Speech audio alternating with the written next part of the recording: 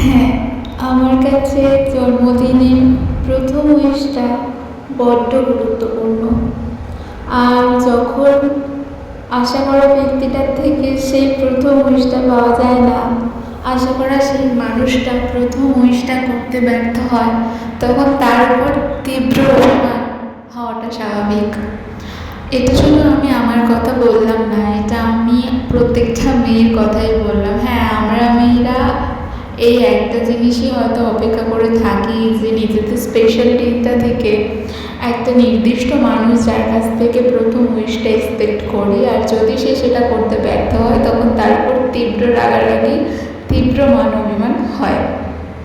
তো যাই হোক, নমস্কার সবাইকে। প্রিয়দর্শিনী একটি নতুন ব্লগে তোমাদের সকলকে জানাই অনেক অনেক স্বাগত।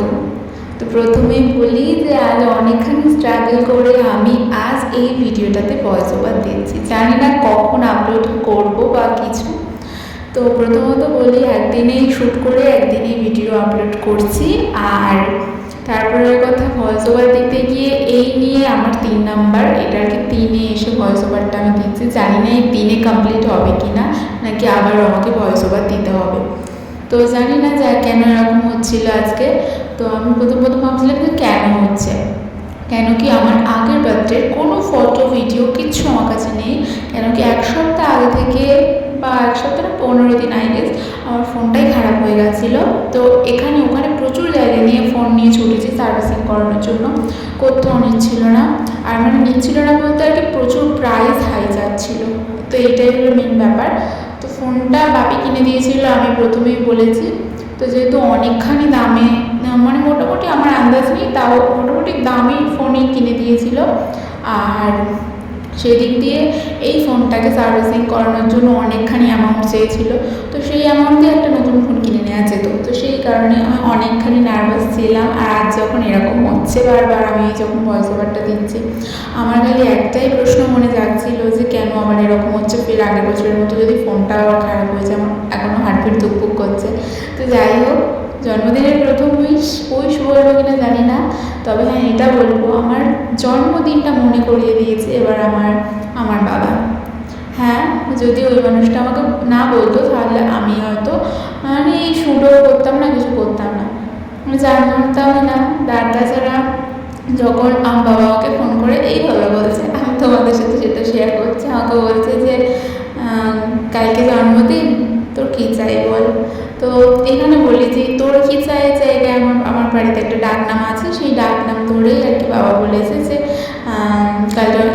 কাল জন্মদিন কী চাই, কাল তো জন্মদিন, এরকমভাবেই আর কি বলেছিল। আমি তখন বাবাকে জিজ্ঞাসা করছি যে কাল কার জন্মদিন। তো আমার বাবা তখন আমাকে বলছে কাল তো তোর জন্মদিন, তো তাও তোর কী চাই বল। আমি বললাম যে তখন যে কাল কত তারিখ। বাবা বললো যে কাল 22শে বৈশাখ। আর আমি আগের ভিডিওতেই তোমাদের বলেছি যে আমার বাড়িতে বাংলায় জন্মদিন হয়, বাংলায়। তো 22শে বৈশাখ বাংলায় আমার জন্মদিন।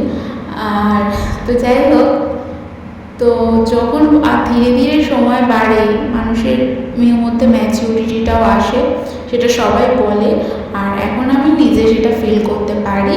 তো সেই কারণে আমার জন্মদিন নিয়ে আর কোনো এক্সাইটমেন্ট কাজ করে না।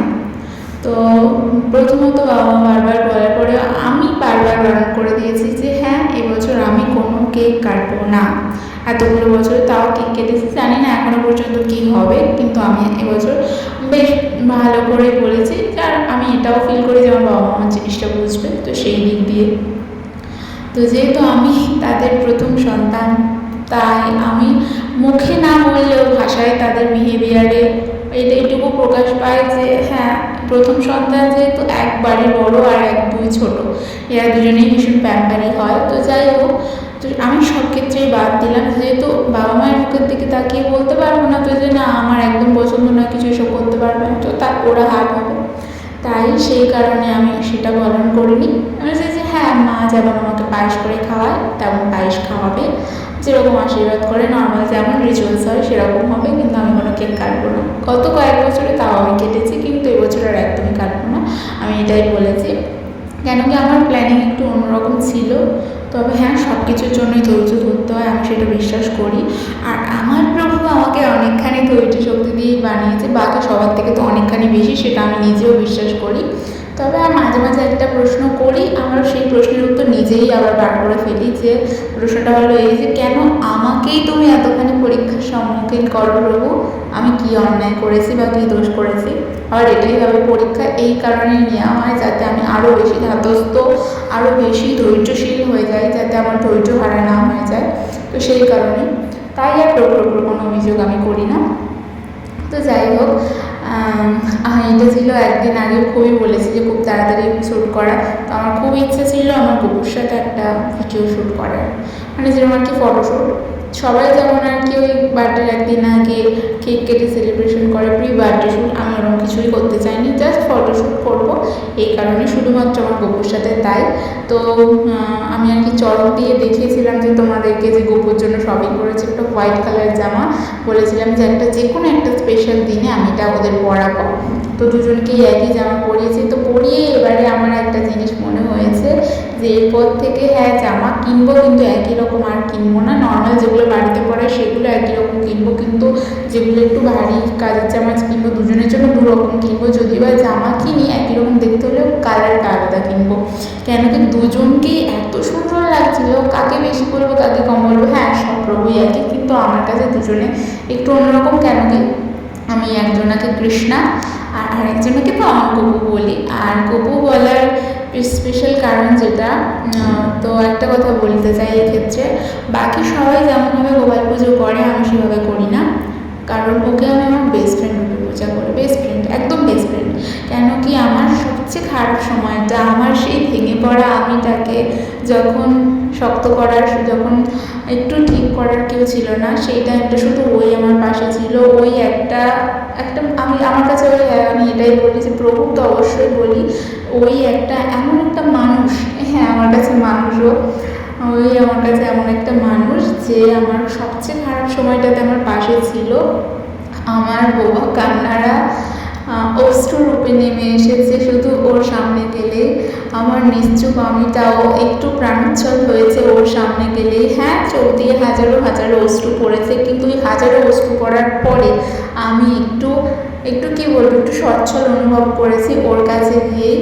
তো এইভাবে সেই কারণেই আমি ওই মানুষরূপী যারা আর কি আমাদের এখানে ঘুরে বেড়ায়, বলবো সেরকম বিশ্বাসঘাতক বেস্ট ফ্রেন্ডের থেকে আমার কাছে ওই আমার বেস্ট ফ্রেন্ড হওয়া ভালো। হ্যাঁ যখন আমার কেউ বেস্ট ফ্রেন্ড ছিল না, আর যখন আমার বেস্ট ফ্রেন্ড কেউ হয়েছে, আমার সর্বক্ষণই বেস্ট ফ্রেন্ড ওই ছিল, সবার আগে ওই ছিল। তো যাই হোক, তো তাই ওর জন্য আর কি একটু শ্যুট করার জন্য আমি আর কি রেডি হচ্ছিলাম। তো যে এই যে জামাটা আমি পরেছিলাম একটা নতুন জামা, আর কি আমি প্রথমেই বলি যে আমি কোথাও যেতে পছন্দ করি না, জনবহুল এলাকা আমার একদম পছন্দ না। জনবহুল জায়গা যেখানে জনবসতি বেশি আমি সেখানে একদমই যাতায়াত করতে পছন্দ করি না। বলতে যেমন মেলা হয়, ভিড়ভাট্টা জায়গা এরকম আর কি। তো যাই হোক, তো এই যে গিয়েছিলাম আমি রেডিটা হচ্ছিলাম, এই যে জামাটা পরেছিলাম বললাম, জামাটা আমার খুব শখের জামা, আর প্রচণ্ড ভারী একটু ছিল আর অনেক স্টোন ওয়ার্ক করা ছিল। তো জামাটা আমি পরে যেটা রিয়েলাইজ করলাম এটা আমার অনেকটাই ঢিলা হচ্ছে, হয়তো আর একটু ফিটিংস হলে ভালো হতো। জামাটা অনেক দিন আগে কাটানো, তো আমরা মেয়েরা হয়তো এটা রিলেট করতে পারবো যে যখন একটা ফিটিংস জামা একটু ঢিলা হয়, তার মানে এটাতে আর একটা কিছুতে যতই মন খারাপ হোক না কেন আমরা আর কি একটু হাসি আসে। তো যাই হোক, আমি আর কি হাসি যতদূর নাই ছিলাম, আমার মনে হলো যে আমার একটু ফিটিংস হলে ভালো হতো। তো যাই হোক, যেটা প্রভু করে ভালোই করে। তো যাই হোক, আমি রেডি হয়ে নিচ্ছিলাম, আর এইটুকু সময়ের মধ্যে আমি অনেকবারই যাই হোক করে ফেলেছি। তার জন্য আমি ক্ষমা প্রার্থী তোমাদের সকলের কাছে। আর আজকের ব্লগটা অনেকখানি লং হতে চলেছে, যারা পছন্দ হবে না স্কিপ করে যাবে, আমার কোনো সমস্যা নেই তাতে। কেন কি আমি কাউকে জোর করতে চাই না, আর জোর করতে পছন্দও করি না। বাকিদের মতো বলবো না যে ভিডিওটা দেখো স্কিপ করে যাও না, আমি এইসব কিছু বলতেও চাই না। তো যাই হোক, আর যেটা বলছিলাম, কী বলবো, আমার সত্যি নিজের ভাষা নেই। আর আমার প্ল্যান অন্য কিছু ছিল, আমি অবশ্যই আগে বলেছিলাম। তো হ্যাঁ, যদি নিজে আজ ইন্ডিপেন্ডেন্ট হতাম তার জন্য অবশ্যই আমাকে অপেক্ষা করতে হবে, কেন কি কোনো জিনিসই সহজে অ্যাচিভ করা যায় না। আর আমি সেটা নিজের জীবন দিয়ে দেখেছি যে না, আমি কোনো জিনিসই খুব সহজে পাইনি জীবনে। জীবনটা আমার বাকিদের তুলনায় অনেকখানি কঠিনই হয়েছে। তো সেই কারণে আমি তো আমার দিক দিয়ে অ্যাজ মাই লাইফ এক্সপিরিয়েন্স, তো আমি কখনোই কোনো জিনিস সহজে পাইনি আর পাবো না। আমার এটা, তাই আমাকে ধৈর্য ধরতে হবে। তবে হ্যাঁ, আমার এইরকমই আর কি ভেবেছিলাম। এই জন্মদিনটা যেমন আমি ওইভাবে সেলিব্রেট করতে পারবো না শুধুমাত্র বাবা মাকে সাথে নিয়ে, আর ভেবেছিলাম যে যা ভগবান আমাকে দিয়ে যেটুকু করাবেন আমি সেটা করতে চেয়েছিলাম। তবে এখন আমাকে ধৈর্য ধরতে হবে, আর আমি অবশ্যই ধৈর্য ধরবো, সময় নেব। তো আমার ইউটিউবে যখন 1K সাবস্ক্রাইবার কমপ্লিট হয়েছিল, তো আমি মায়ের কাছে পূজা দিয়েছিলাম, আর মা আমার কাছ দিয়ে নিয়েছিল তার একটা পছন্দের জিনিস। আর আমি এগুলো নিয়ে আলাদা করে ভিডিও বানাইনি বা ভিডিও বলিও নি। হ্যাঁ, একবার হয়তো মেনশন করেছিলাম এই ক্ষেত্রে। তো আমার এবছর একটু অন্যরকম প্ল্যানিং ছিল। প্রথম কথা ওই যে বলেছিলাম, নিজের জন্মদিনটাই নিজে ভুলে গেছি। আশা করি একটা মেয়ের কাছে কতটা নিজের জন্মদিন নিয়ে এক্সাইটমেন্ট থাকলে সে নিজের জন্মদিনটাই ভুলে যায়, সেটা সবাই আশা করি বুঝবে। তো যাই হোক, আলাদা করে আমার আর কিছুই নেই এক্সপেকটেশান। আর নিজের জন্মদিন নিয়ে তো আর কখনোই কোনো এক্সপেকটেশান নেই, থাকবে না। হ্যাঁ, এখন যদি কেউ এটা মনে করে যে বাবা প্রিয় মানুষের সাথে হয়তো সম্পর্ক কেটে গেছে বা ব্রেকআপ হয়ে গেছে, সেই কারণে আমি প্রথমেই বলে দিই যে এইসব কিছুই না, বাকিদের মতো আমার জীবনটা নয়। সেই কারণে হ্যাঁ, কী বৃত্তান্ত, এগুলো তো সবার কিছু জিনিস তো মানুষের পার্সোনাল থাকে। আর অবভিয়াসলি সোশ্যাল মিডিয়ায় আমরা যতখানি দেখাই মানুষ ততটাই দেখে। তাও আমি প্রত্যেক বছর আমার যা যা উইশ থাকে সেগুলো এবছর আমি তোমাদের সাথে শেয়ার করেছি। তো হ্যাঁ, এই ক্ষেত্রে একটাই কথা, আমার জন্মদিন নিয়ে আমি এক্সাইটমেন্ট নই। কেন কি, ওই যে বললাম, বয়সের সাথে সাথে মানুষের ম্যাচিউরিটিটাও অনেকখানি বাড়ে। শুধুমাত্র বাবা মায়ের মুখের দিকে তাকিয়ে হয়তো আমি একটু সেলিব্রেট করবো এই ক্ষেত্রে। তবে হ্যাঁ, কেক কাটবো না, আমি আগেই বলেছি। তো তোমরা হয়তো এরকম কোনো ভিডিও দেখতে পাবে না যেখানে আমি কেক কাটছি বা কিছু। তো সেক্ষেত্রে আমি অতটা মাথাতে নই। তো হ্যাঁ, বাকি সবার মতো আমার ওই রকম কোনো মানুষ হারিয়ে গেছে বলে যে এরকম আর কি বাচ্চা সেলিব্রেট করবো না বা করছি না, এরকম কোনো কিছু ব্যাপার নেই। আমার ওই যে বললাম, জীবন আমার খুব একটা সহজ ছিল না ছোটোবেলা থেকে। আমার বাবা মা সবসময় আমার পাশে ছিল, এইটুকুই আমার কাছে জীবনের অনেক বড় প্রাপ্তি, অনেক বড় পাওয়া।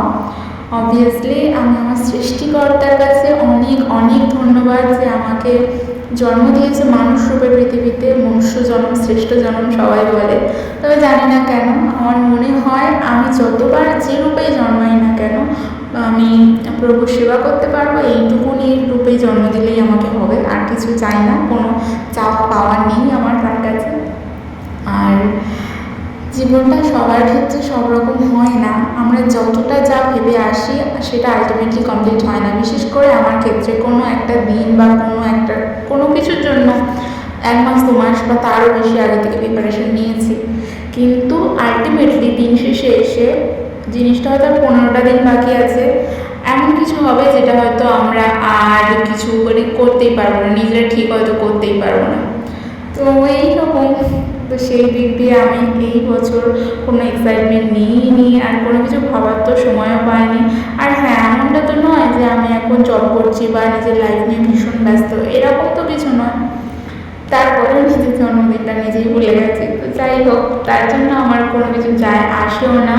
কেন কি, এই যে এই টাইমটুকু আমি আমার যেটা ইচ্ছা ছিল সেটা কমপ্লিট করতে পেরেছি, এটাই অনেক।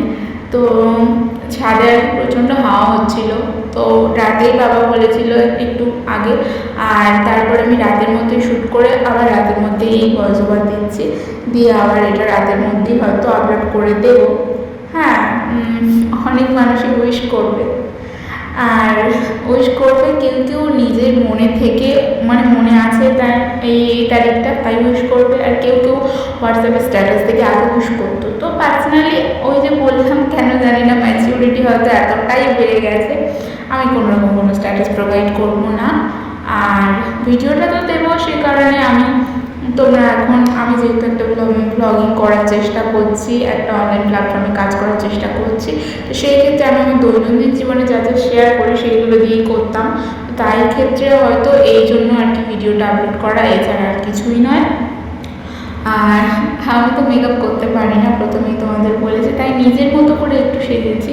তাই যার যেটা খারাপ মনে হবে আর যার যেটা ভালো মনে হবে আমার কিছু করার নাই। তো প্রথমে আমি একটা কথাই বলি যে আমি নেগেটিভ কমেন্ট খুব একটা পাই না, আর সবার কাছে এটাই বলবো যে আর এই ভিডিওটা আমি এমনভাবে ভয়েসওভার দিচ্ছি যাতে আমি আমার ইউটিউবে আর ফেসবুকে দু জায়গায় পোস্ট করতে পারি। তো প্রথমে আমি আমার ইউটিউবের কথা বলি। একটা দিদিভাই আমাকে সবসময় বলে যে তুমি খুব সুন্দর কথা বলো, তুমি খুব মিষ্টি মেয়ে, তুমি খুব ভালো মেয়ে। বিশেষ করে আমার এই কথাটা শুনে ভালো লাগে যে তুমি খুব সুন্দর কথা বলো। তোমাকে আজ বলছি, দিদিভাই রিপ্লাই করছি, নামটা আমি এখানে মেনশন করছি না, কেন কি ওই যে বললাম প্রচণ্ড তাড়া করেছে। তো আশা করি তুমি নিশ্চয়ই বুঝতে পারবে। আমার প্রায় ভিডিওতে আমি দেখেছি কেউ কমেন্ট করুক বা না করুক, তুমি সবসময় কমেন্ট করো তুমি খুব সুন্দর কথা বলো, তুমি খুব সুন্দর কথা বলো। তা আমি জানি না আমি ঠিক কতটা সুন্দর কথা বলতে পারি, তবে আমি আমার জীবনের ব্যক্তিগত আমি যেমনটা ঠিক তেমনটাই দেখানোর চেষ্টা করি। একটু রং চঙিয়ে এটা সেটা আমি ওটা পছন্দ করি না। আমি নর্মালি যেমনটা ভাবে কথা বলি, যেমন থাকি, খুব সাধারণ মানুষ আমি, তো সেই রকমই আমি একটু দেখানোর চেষ্টা করি। আর আমি আমার ফেসবুকে সবাইকে বলবো, তো আর আমার 750 মতো এরকম আর কি ফলোয়ার্স ছিল। তো সেখান থেকে অনেকটা কমে গেছে, এখন 5.6 এরকম আছে, মানে ওই ধরে নাও 5699 এরকম ফলোয়ার্স আছে। তো তার একটাই কারণ, আমি অনেক মানুষকে ব্লক করেছি এই কিছুদিনের মধ্যে। করেছি তার একটাই কারণ, আমি আমার একটা ভিডিওতে স্পষ্টভাবে জানিয়ে দিয়েছি যে ওই যে বললাম যে কিছু মানুষ নিজের বাচ্চা বউ সব কিছুর সাথে ডিপি দিয়ে, কেউ কেউ আবার মেয়েদের নামে অ্যাকাউন্ট খুলে মেয়েদের ফটো পোস্ট করে আমাকে কল করছে। আমি বলেছি আমি একটা স্টুডেন্ট, যেহেতু আমি আমার বিভিন্ন ধরনের ব্যস্ততা থাকে, তো সেই কারণেই আমি ভিডিওটা আপলোড করি রাতে রাতে আর কি অনলাইন হলাম, ভিডিও আপলোড করলাম, 12টার পরে আপলোড করে দিলাম, যাতে পরের দিনে আমার আর কি একটু খাটনিটা কমে যায়। তবে তাদেরকে বলবো, একটা ভিডিওতে ক্লিয়ার করে দিয়েছি, তারপরেও মানুষ কল করছে, দেখলাম কেউ অতিরিক্ত কল করছে, সেদিক দিয়ে আমি ব্লক করেছি। আর শুধুমাত্র এই ফলোয়ার্স কমার একটাই কারণ, আমি অনেক মানুষকে ব্লক করেছি। আর হয়তো এরকম ব্লক করতে করতে আরও খানিকটা ফলোয়ার্স কমবে, তবে আমার কিছু যায় আসে না তাতে, কেন কি হুট করে ফলোয়ার্স এতটা বেড়ে গেছে যেটা হয়তো আমার এক্সপেকটেশনের বাইরে ছিল। সে কারণে আমি ভীষণ খুশি হলেও নিজে যেখানে অবভিয়াসলি নিজের সেলফ রেসপেক্টটা আমার কাছে সবার আগে সবচেয়ে দামি, যেখানেই আমি দেখি নিজের মানে একটু আর কি একটু পাত্তা দিচ্ছে না এরকম বলবো না, আমি যেমন নিজে অ্যাটিটিউড নেওয়াটা পছন্দ করি না, ঠিক তেমনই অ্যাটিটিউড দেখানোটাও, এরকম মানুষ যারা অ্যাটিটিউড দেখায় তাদেরও পার্সোনালি পছন্দ করি না। তো সেই ক্ষেত্রে আমি বড় সাধারণ আর সেটাই পছন্দ করি। আর অবভিয়াসলি আমি বলেছি যে আমায় কমেন্ট করো, তার জন্য আমার কমেন্ট বক্স আছে, আমায় মেসেঞ্জারে মেসেজ করো না, আমি দেখবো না, আমি রিপ্লাই দেবো না, রিপ্লাই করবো না। আর আমি কারণটাও তোমাদের বলেছি, মাই পার্সোনাল এক্সপিরিয়েন্স। বর্তমানে আমরা তো সবাই জানি আমাদের মেয়েদের কন্ডিশন কী, তো সেই দিক দিয়ে আমি আর কি মেসেঞ্জার তো পুরোটাই ফোন দিয়ে ডিলিট করে দিয়েছি, তোমরা তো সবাই জানো। আমি শুধু ওই ফেসবুকে আর কি মেসেঞ্জারটা রেখে দিয়েছি, যেটা অ্যাজ এ চ্যাট যেটা থাকে সেটাই আছে, এছাড়া আর কিছুই নেই। তো আমার কমেন্ট বক্স আছে, তোমরা কমেন্ট করো, আমি বলেছি রিপ্লাই করবো, মানে আমার একটু দেরি হলেও আমি নিশ্চয়ই রিপ্লাই করবো। তাও যদি দেখো যে না রিপ্লাই হয়নি, যদি দেখো লাইক করেছি, তাতেই ধরে নেবে যে না ঠিকঠাকভাবেই আছে। তো সেই ক্ষেত্রে আর আজকের ভিডিওতে দয়া করে কেউ নেগেটিভ কমেন্ট করবে না, এটাই আমি বলবো। এবার যাদের অভ্যেস তাদের তো আমি পাঠাতে পারবো না। তো আজকে এই পর্যন্ত, সবাই অনেক ভালো থেকো।